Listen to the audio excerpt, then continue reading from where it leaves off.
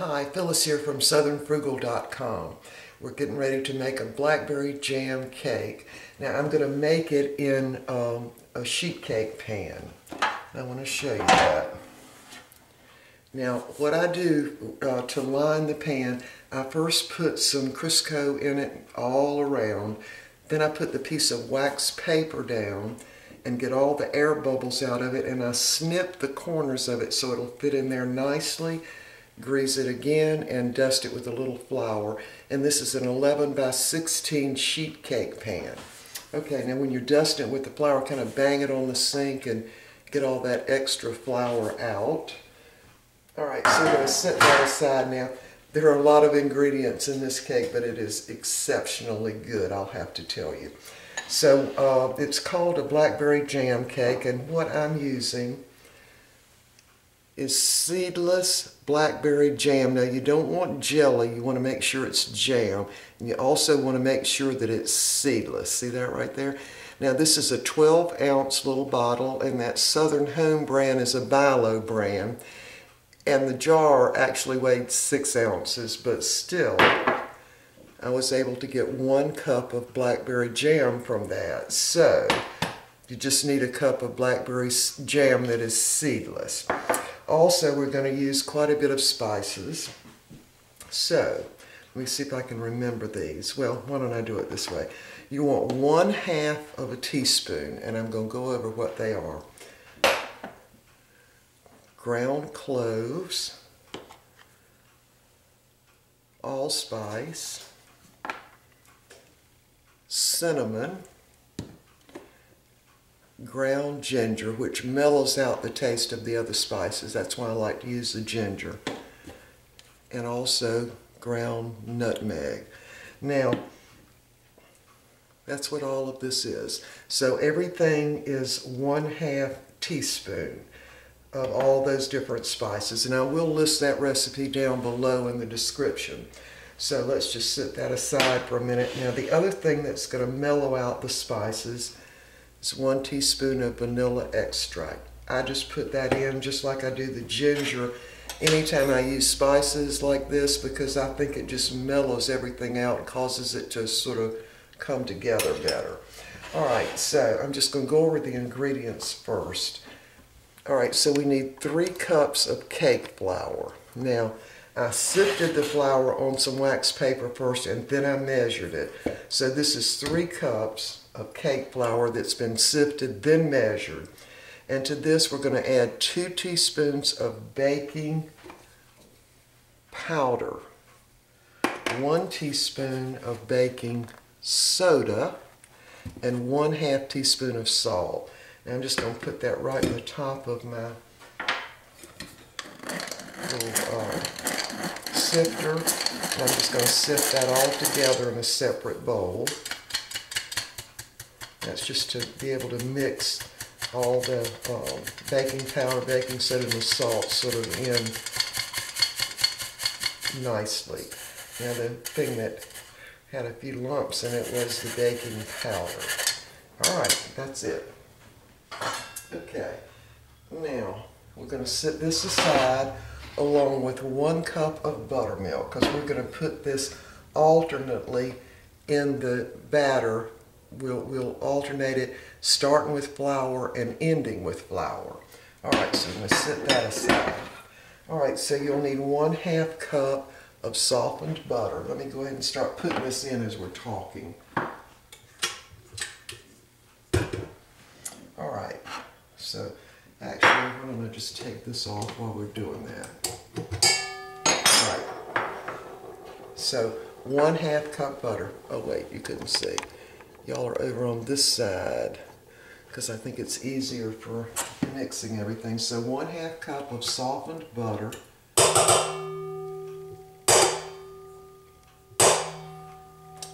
And then you'll need 1.5 cups of regular granulated sugar. And you're also going to need 3 eggs. So what I'm going to do is go ahead and mix the butter and the sugar together first, and then we'll put in the eggs one at a time. So you'll need 3 large eggs. So we're going to go ahead and start this now.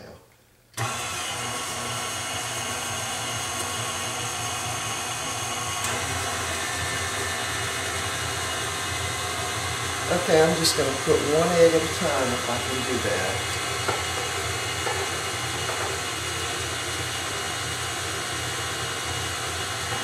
Next one in.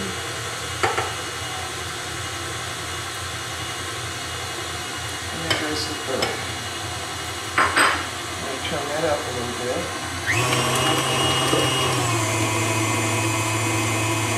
We'll just let that keep mixing while we're talking. Alright, so you're going to need 1 cup of chopped walnuts. Now you could use pecans. I mean, we're in the South. Pecans would be very appropriate. So 1 cup of chopped walnuts is what I'm using. And I've added 1½ teaspoons of the cake flour. And I'm just going to mix those up. And what that flour does is prevents the nuts from all settling at the bottom of the cake.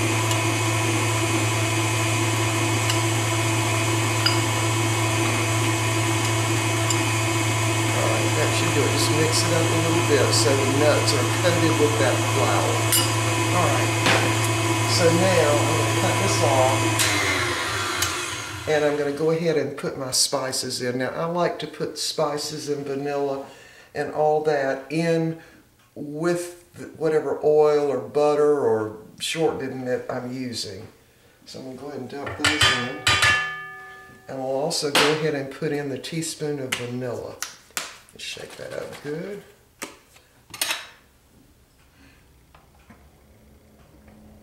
There's 1 teaspoon. Okay, I'm going to turn that back on for just a minute. I'm still getting used to my KitchenAid, but I'm loving it so far.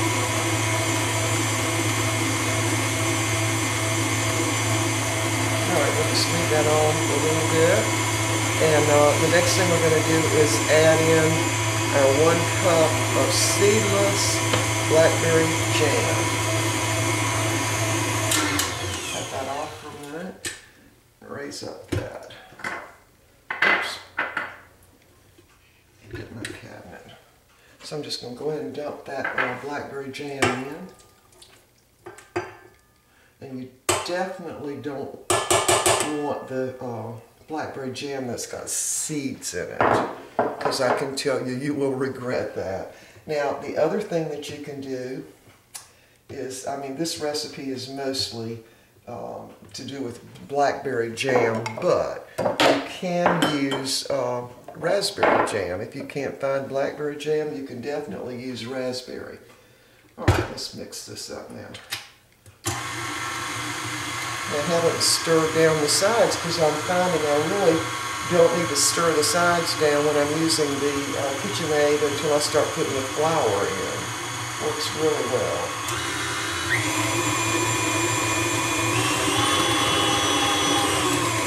Got up on about speed, the 4th speed. Of course it's going to get purple now, you know.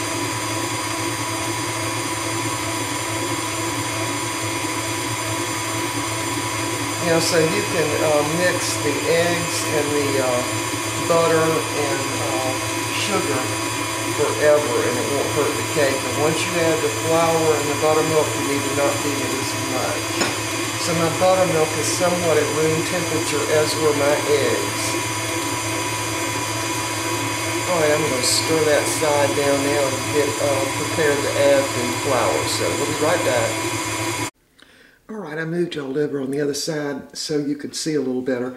Now this probably was in the KitchenAid for maybe 5 minutes, maybe a little longer. I got my area a little bit cleaned up. So I'm going to put it on just the stir little setting here, and I'm going to start adding my flour.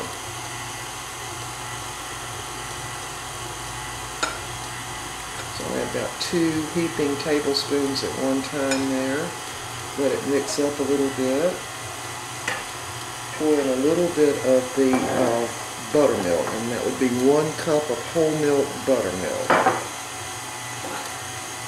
Just keep doing this till we've added all the flour and the buttermilk. And I'm not going to stir down the sides until it's all the ingredients are in there. So I'm adding a little bit of the buttermilk. You don't want to do a lot of beating after you've added the flour. And add a little bit more of the buttermilk.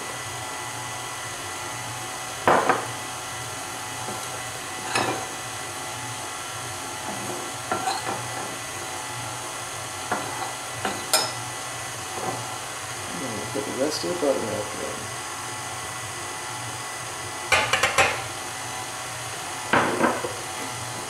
Alright, now we're ready for the rest of the flour. We'll put all of it in now. So you want to begin and end with flour.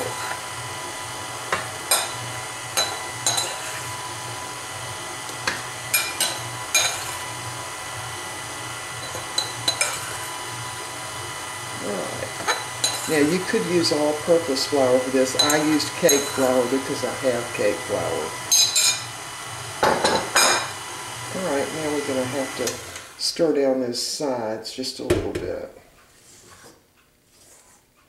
And stir up the bottom.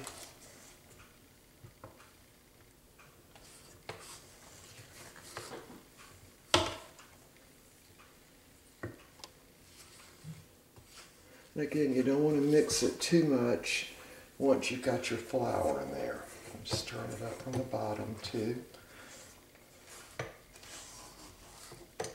Alright, we're going to mix it just a little bit more. Get that flour off there. And then we'll be ready to put it in the pan once we've added the nuts. So we're going to mix it just a little bit more.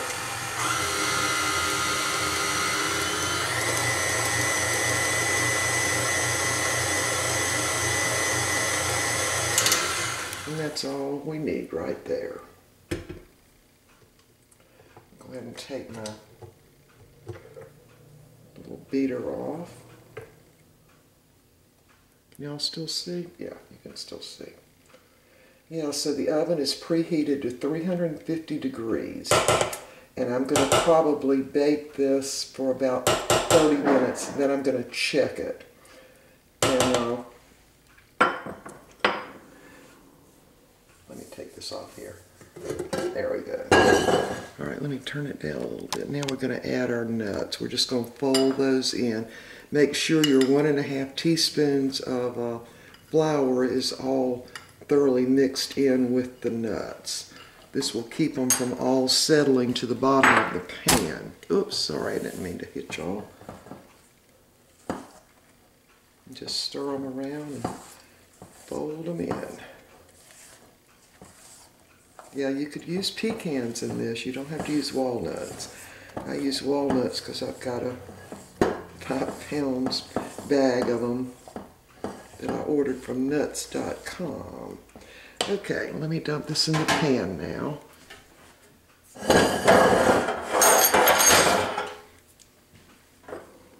All right, here we go.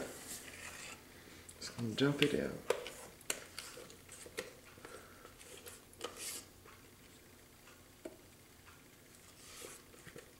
Now you could make this in a tube pan. I think it would be too much batter for a bundt pan, but you could definitely make it in a tube pan. And you'd have to adjust your cooking time and probably not have the oven on, but at maybe 325. Bake it for about an hour and 15 minutes or a little longer depending on your oven. Alright, I think we got that pretty well cleaned out. Now we're just going to spread this out in here. It's sort of a light purple, the batter. Now, I'll talk to you about the recipes for the blackberry jam cake, but I want to go ahead and get this in the oven. I want to make sure the batter is connected to the side of your pan. And there we have it. Wipe my hands off a little bit. There it is. Just shake it a little bit, get it evened out in there. We'll be back in just a minute. Alright, I've got the cake in the oven now, so we've got about 30 minutes before that's done. I will show you what it looks like once we take it out of the oven. But here's what I wanted to mention. One of the subscribers wrote in and asked me what cookbooks or cookbook I would recommend.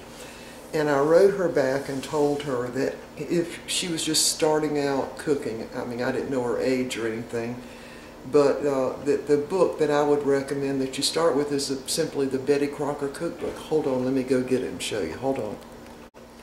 There it is. And this Betty Crocker cookbook is about, I'm going to guess, about 20 years old.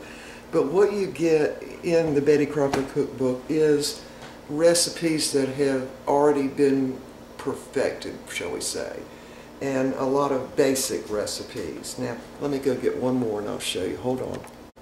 Okay, I wanted to show you this one. Now, the cover of this one has long since been torn off or something, I don't know. But these type books, and I'll show you another one. There's another one. And they're all yellow because they're so old. But this particular one came from when I worked with the City of Newport News, and there were always people coming in there selling stuff, or either people that worked for the city that were raising money for an organization.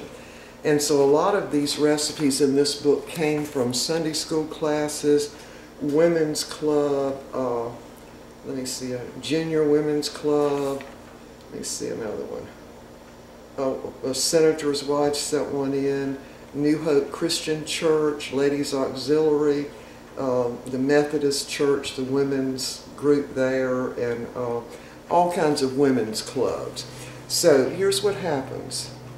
Now in this book there are, I don't know, let's see, 1, 2, 3, 4 different recipes for blackberry jam cake or jam cake. Now a lot of these recipes, well, not a lot, I'd say at least a fourth of them I've used and continue to use. But you have to, when you get a book like this, a recipe book, you have to be careful because a lot of times the recipes have not been really tested, you know, or sometimes they forget to tell you what size pan to bake it in, all kinds of stuff like that, or they'll forget to put 1 teaspoon of vanilla, or just all kinds of things. So you have to look at them careful, but what you'll find are recipes that women have perfected over their lifetime of cooking usually. And so a lot of the recipes are very, very good, and they're also going to be the latest recipes. So I noticed though, as the years went on, when someone would have their recipe books for sale, usually like this one, as I recall, cost $1. Of course they got more expensive, but I noticed that they were using more processed foods like cake mixes to make a pound cake, and add the pudding and all that, rather than everything from scratch, which is mostly what I'm interested in. But I did have a couple I just threw away. They were just no good. I mean, they were all current, but they were using all kinds of processed cake mixes and cookie mixes and all that, and maybe just change a little bit of something about the recipe. So I really don't use those. These two are the only ones that I've got left. The rest of them kind of went in the garbage. So, but anyway, if you can find some, like these people that have a family reunion, sometimes they'll all get together and put in their favorite recipes and then have it printed up and that kind of thing. So, you know, you can find some good recipes there, but you have to kind of be careful, you know, don't just assume the recipe in there is going to be a wonderful cake, because sometimes it's not. But anyway, I do recommend the Betty Crocker cookbook. Now, my sister had one from, gee, I guess it was about 1959 or something like that.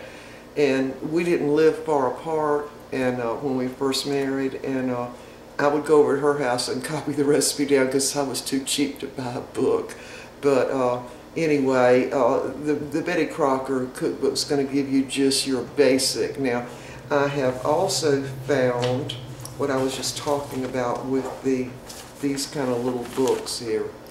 A similar thing when you look up recipes online that sometimes they're not okay. I don't know any other way to say it. Not tried and true recipes, really. But then again, in fact, I did see one.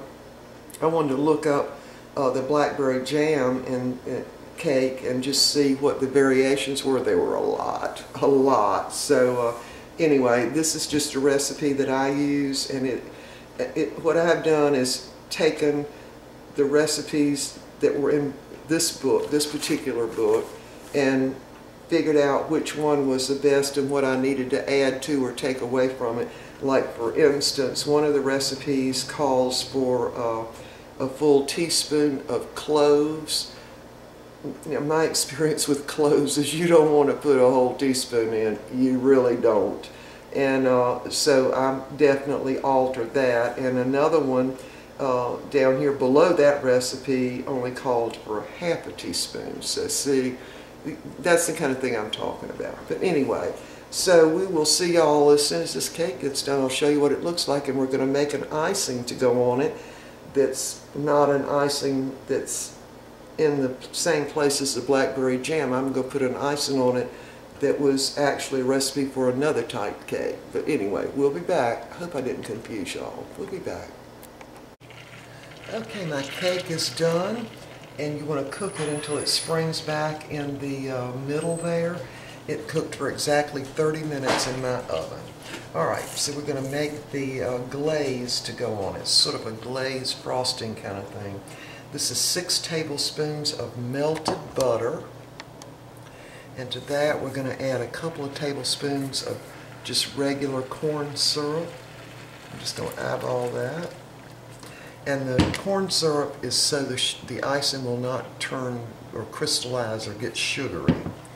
To that we're going to add 1 cup of light brown sugar and 1/2 cup of evaporated milk. And we're just going to let this come up to a boil and let it get thick. And you're going to have to stir it constantly. Alright, so we're going to let this come back up to a boil, and then we'll be back. Alright, we have let our mixture come to a boil, and you want to use a really heat-proof spatula, a rubber type thing, or silicone, and make sure you scrape down your sides, make sure there are no sugar crystals there. So we want to boil this for about 2 minutes, and then we're going to take it off the burner, and I'll probably end up sitting it down in a sink of cool water. Let it get, we don't want it totally cold, but let it get cool, and then we're going to add some confectionery sugar to it and put it on the cake. So we'll be back. Okay, the icing or glaze mixture is kind of cooled to lukewarm now. My cake is still just a teeny bit warm. So what I've done is I've sifted 1 cup of confectionery sugar, and I'm going to put that in. Now the reason I sifted it is I want to make sure I don't have any lumps in there, because this is going to be for company, this cake. So you want to whisk that cup of confectionery sugar right in. And I'm hoping I don't have to use the mixer for this. Oops.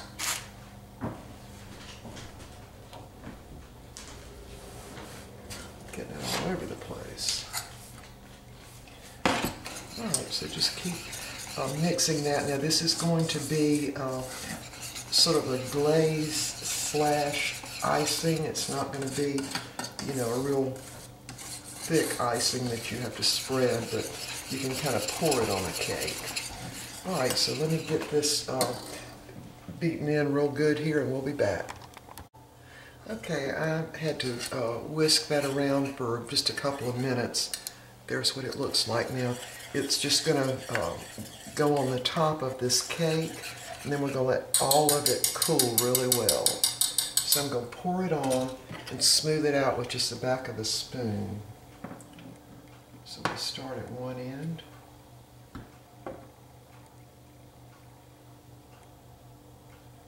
Just pour it on.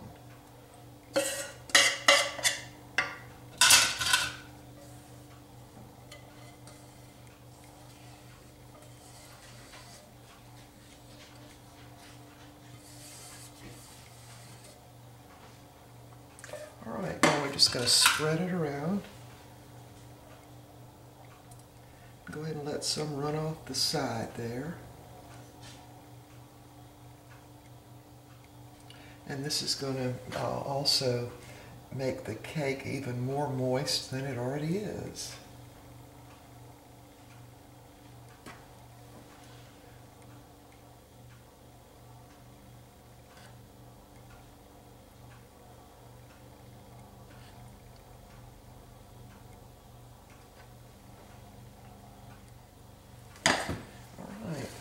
Shake that around, get that icing slash sauce kind of evened out on there.